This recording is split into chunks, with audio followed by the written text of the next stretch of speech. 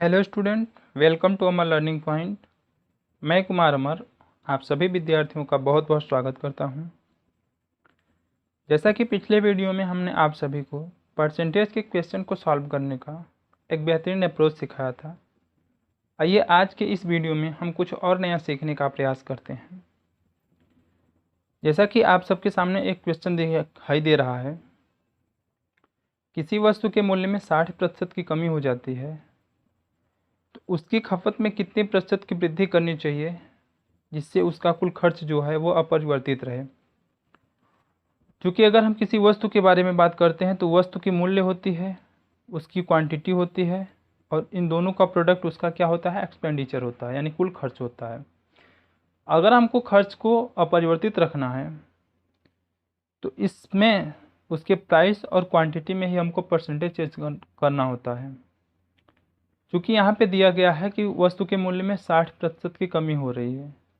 जब वस्तु के मूल्य में कमी हो रही है तो जाहिर सी बात है कि उसकी क्वांटिटी में हमको वृद्धि करनी होगी, जिससे उसका खर्च जो है वो क्या रहे, अपरिवर्तित रहे।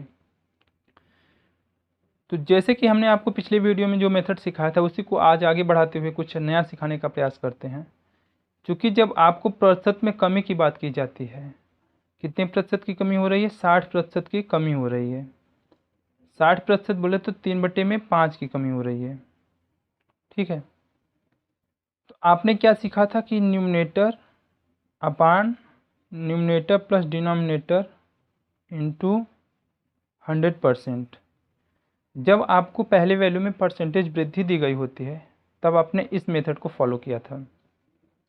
बट जब आपको कमी दी जाती है, प्रतिशत में कमी दी जाती है, तो फिर आपको क्या फॉलो करना है, वो आपको फॉलो करना है न्यूमरेटर अपान डिनोमिनेटर माइनस न्यूमरेटर इंटू 100%। ठीक है, वहाँ पे अगर प्लस था यानी वृद्धि थी तो प्लस साइन को यूज़ कर रहे थे, अगर कमी दी गई है तो फिर आप माइनस साइन को यूज़ करेंगे। तो इसके लिए हमको क्या करना है कि न्यूमरेटर में क्या दिया गया है, हमको 3, डिनोमिनेटर में क्या है 5 है, तो हम क्या करेंगे कि 5 माइनस 3 इंटू 100%।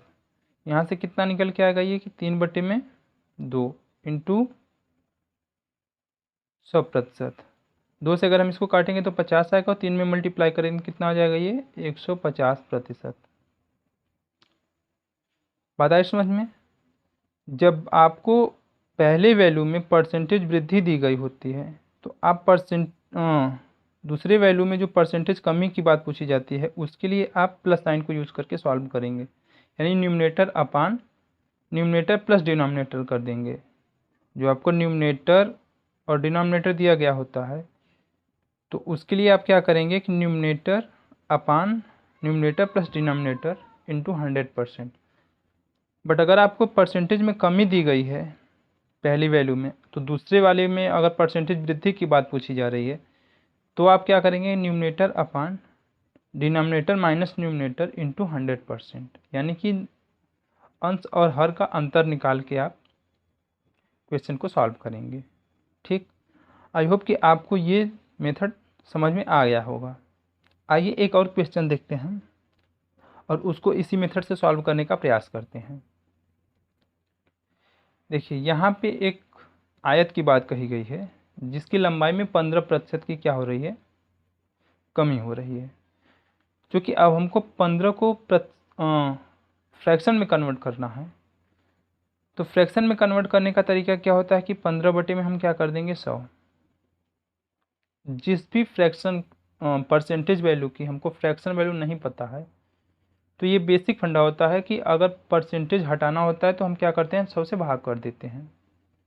यहाँ से कितना आ जाएगा 3/20। ठीक, अगर 5 से इसको काटते हैं तो 5 या 15, 5 और इसको काटेंगे तो 20 आएगा। अब हम ये कह सकते हैं कि 3/20 की कमी हो रही है। ठीक, तो फिर इसकी चौड़ाई में कितने प्रतिशत की वृद्धि होगी, तो उसके लिए क्या होगा कि न्यूमरेटर अपान डिनोमिनेटर माइनस न्यूमरेटर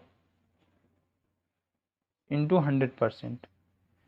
चूँकि न्यूमरेटर में 3 है हम 3 रखते हैं, डिनोमिनेटर में क्या रखेंगे 20 माइनस 3 इंटू 100%।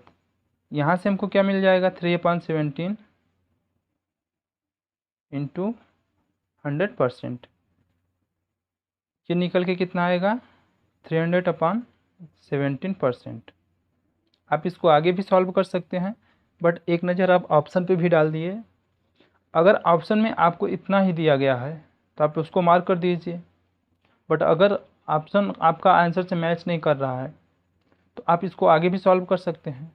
क्योंकि एग्जामिनेशन हॉल में ये होता है कि हम कितना कम समय लें क्वेश्चन को सॉल्व करने के लिए, कितने कम समय में क्वेश्चन सॉल्व करके दूसरे क्वेश्चन की तरफ बढ़ सके, ताकि हमको समय की कमी ना महसूस हो। ठीक है, टाइम हमको कम ना पड़ सके। तो टाइम मैनेजमेंट बहुत ही ज़रूरी होता है, खासकर कॉम्पिटिटिव एग्जाम्स के लिए। तो यहाँ पे ऑप्शन आपका बी मैच कर रहा है, तो आंसर आपका बी निकल के आ गया। तो इसमें आपको समझाने का बस यही उद्देश्य था कि अगर आपको परसेंटेज में वृद्धि दी गई है तो न्यूमरेटर अपान डिनोमिनेटर प्लस न्यूमरेटर आप करते हैं। अगर परसेंटेज में कमी दी गई है तो फिर न्यूमरेटर अपान डिनोमिनेटर माइनस न्यूमरेटर करते हैं। ठीक, अगर प्लस की बात कही गई है तो आप प्लस वाले साइन को यूज करेंगे। ठीक,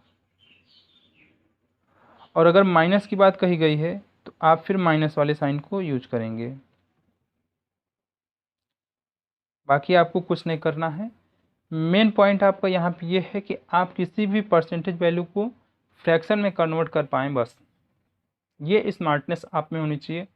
अगर आप परसेंटेज वैल्यू को फ्रैक्शन में कन्वर्ट कर पा रहे हैं, और फ्रैक्शन का एक और मतलब होता है कि छोटे से छोटे फॉर्म में लिखना होता है ना। जितने छोटे से छोटे फॉर्म में आप लिख सकते हो फ्रैक्शन, आप उसको कन्वर्ट कीजिए, फिर आप इस मेथड को फॉलो कीजिए, आपका आंसर निकल के आ जाएगा। अगर आप रेशियो मेथड को फॉलो करते हैं फिर भी आपको परसेंटेज वैल्यू को फ्रैक्शन में कन्वर्ट करना ही है।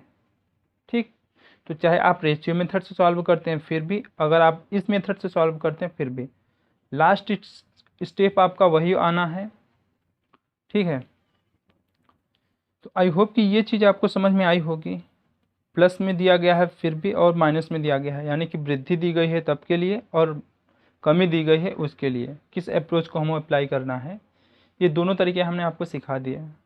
ठीक, आगे की इस तरह के क्वेश्चन में आप इस अप्रोच को अप्लाई करेंगे और बहुत ही कम समय में क्वेश्चन को सॉल्व करने का प्रयास करेंगे। ठीक है, तो मिलते हैं फिर नेक्स्ट वीडियो में एक और नई बेहतरीन अप्रोच के साथ में, एक इंटरेस्टिंग अप्रोच के साथ में कुछ और नया सिखाने का प्रयास करते हैं। ठीक है।